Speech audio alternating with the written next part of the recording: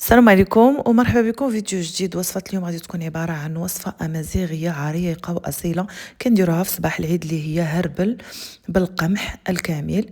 كما كتشوفوا هذه هي النتيجة، وغادي ندوزو مباشرة لطريقة التحضير.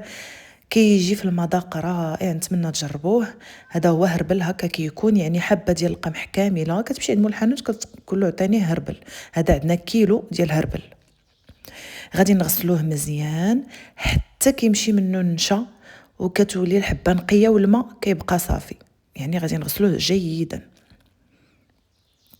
من بعد ما كنغسلو الحبات ديال الهربل غادي نرقدوه في الماء مده ساعتين ديال المكانه. هادشي انا كنخدمو بالليل ليله قبل العيد، غادي نخليوه لمده ساعتين. من بعد غادي نديرو كل كيلو عندك 2.5 حتى 3 ديال الماء. هنا درت 2.5 ديال الماء، غادي نخليه يغلي حتى تطلع فيه السبوله. يعني من بعد ساعتين كما كتشوفوا ها القمح ديالنا كيفاش كيولي رطب وكيبيض شويه وكيتنفخ. غادي نضيفوه لذاك الماء الساخن. من قبل البنات ما غادي نضيفوا القمح، واحد الاضافه كنضيفها من عندي كتعطي واحد اللذه رائعه. الا جربتوها غادي تعجبكم. هنا عندي لي غوس دفاني اولا الفانيلا بودره، هذه الاصليه. الا ما عندكمش غادي ديروا 2 ساشيات ديال الفاني. المهم الفاني كيعطيه مذاق رائع مع ماء الزهر. عندي هنا معلقه كبيره ديال زبده بلديه اولا زبده من اصل حيواني، وغادي نضيفوا القمح ديالنا لذاك الماء الساخن. كما تشوفوا الماء راه غادي يكون تيغلي. عندنا 2.5 لتر ديال الماء مع كيلو ديال القمح. وغادي نسدوا الكوكوط، غير تصفر الصفاره، نقصوه على نار مهيله مده 45 دقيقه.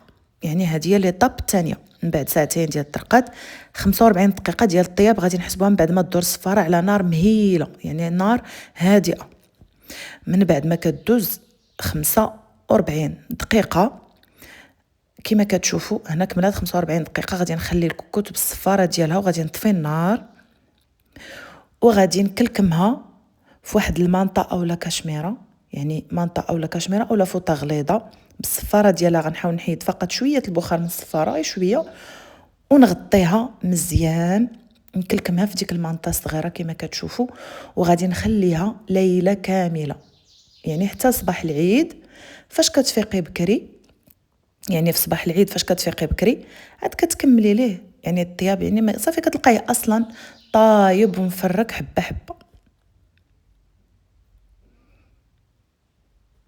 هاد ليطاب ضروريه، يعني ضروري بات. ثم كما كتشوفوا هذه هي النتيجه ديالو في صباح ديال العيد. كما كتشوفوا حبه حبه كيجي مفرك وشارب وطايب مزيان.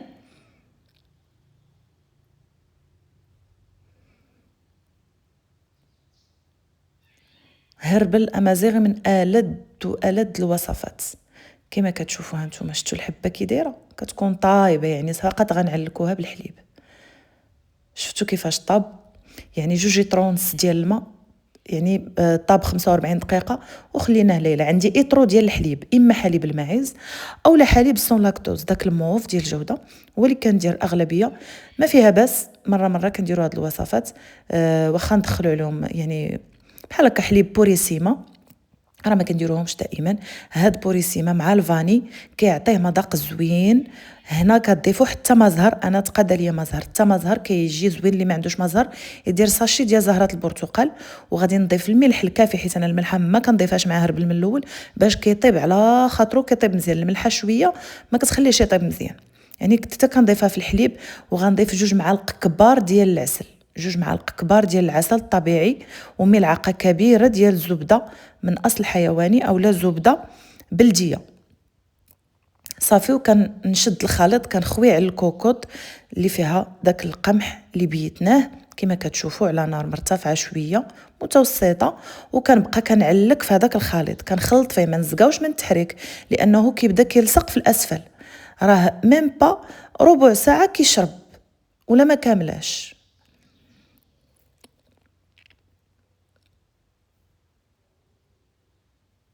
ما كياخدش منا وقت، يعني كيشد لينا يدينا، يعني كتخليه ديك الليله كيطيب مزيان في داك الماء وكيترقد فيه وكيشرب. الصباح كتلقايه طاب صافي وكتعلكيه بهذا الخليط. الا ما عندكش بوريسيما غادي ديري حليب نيدو حتى هو كيجي زوين، وسورتو لا حمرتيه شويه.